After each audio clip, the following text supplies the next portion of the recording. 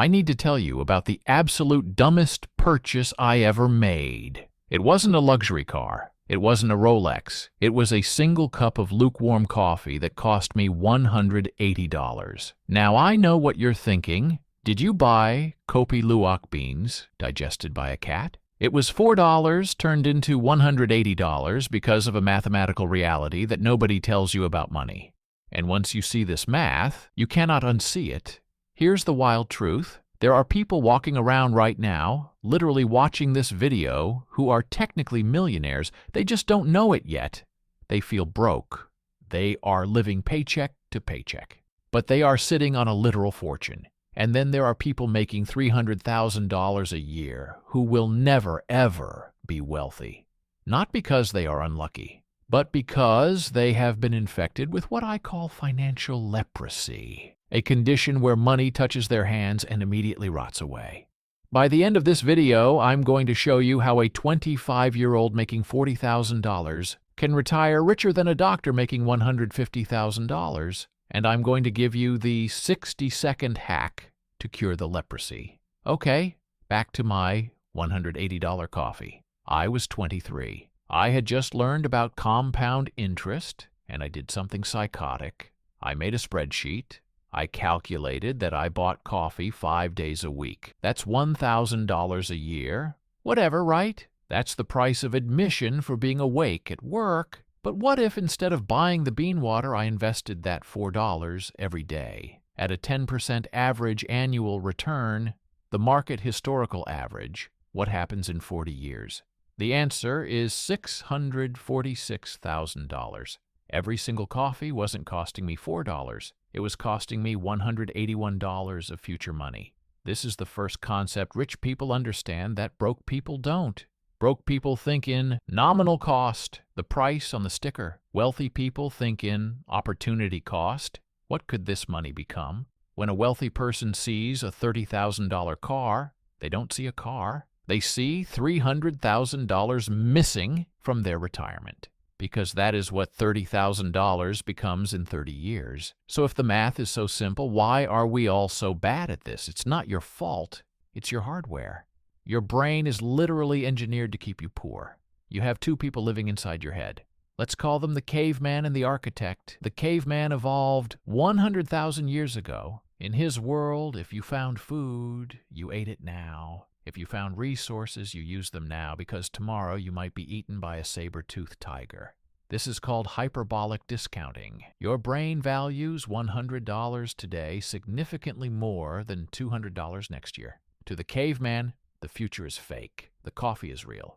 This is why you can intellectually know you need to save, but physically feel the urge to spend. The caveman is hijacking your dopamine receptors. And society knows this.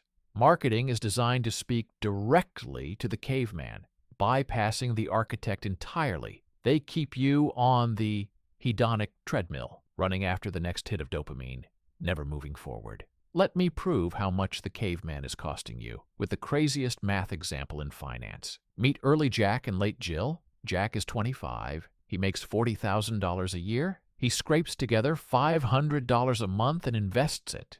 He does this for just 10 years. At age 35, he stops. He never invests another penny. He just lets the money sit there until he retires at 65. Now meet Jill. Jill wants to live her life in her 20s. She waits until she is 35 to start, but she catches up. She invests $500 a month from age 35 all the way to age 65. So, Jack invested for 10 years. Jill invested for 30 years. Jill put in 3 times more money than Jack. Who has more money at retirement? Jack has roughly $787,000. Jill has roughly $678,000. Jack invested 3 times less money but ended up with $100,000 more. Why? Because Jack's money had 10 extra years to reproduce. Time is not money. Time is the multiplier of money. And you cannot buy time later, no matter how rich you get.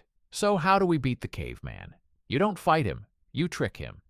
You need to use a strategy called pre-commitment. This is the 60-second hack.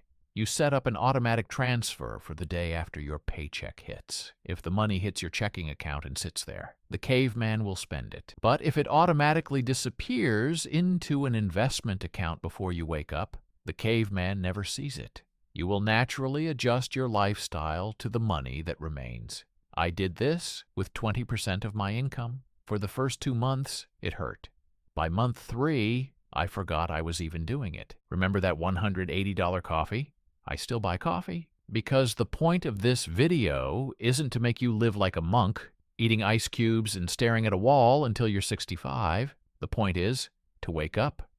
Wealthy people aren't wealthy because they never spend. They are wealthy because every time they spend, it is a conscious vote. Sometimes I buy the coffee because that joy is genuinely worth $180 of my future to me, and that is fine.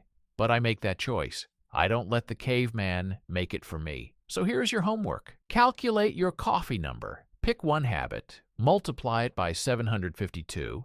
That's the rough multiplier for weekly expenses over a decade. And ask yourself, is it worth it? Maybe it is, but maybe you'll realize you've been sleepwalking. Some of you watching this are already millionaires. You just haven't waited long enough to collect yet. Because here is the final trap the caveman sets for you. It's called the tomorrow trap. He tells you, I'll start investing when I get a raise, or I don't have enough to make a difference yet. That is a lie. The amount doesn't matter. The habit matters. Investing is not a math problem. It is a behavioral problem. If you cannot manage $100, you will not be able to manage $100,000. You need to build the muscle now. Putting $50 a month into an index fund might seem pointless, but it establishes the neural pathway that you are an investor. Doing nothing reinforces the identity that you are a consumer.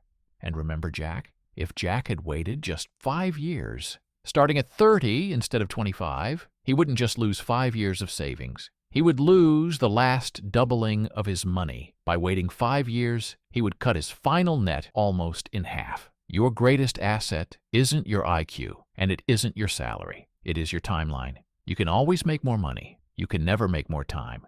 Today is the most expensive day of your life to buy a coffee, but it is the cheapest day of your life to buy your freedom. So close this video, open the account, and put $5 in.